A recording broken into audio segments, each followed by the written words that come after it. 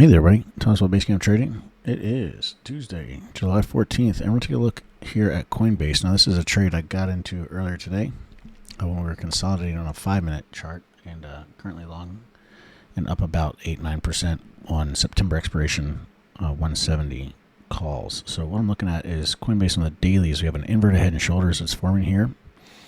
And as you know, Coinbase is pretty correlated to crypto, and we're starting to see Ethereum and Bitcoin both pop to the upside today. So if you look at Ethereum here,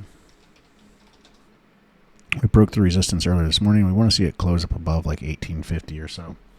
That should be good to keep pushing higher. And then Bitcoin, Bitcoin popped. There's a little bit of resistance, but it's kind of stuck at 65,000. So assuming we can get through 65,000, we should see some decent follow through here.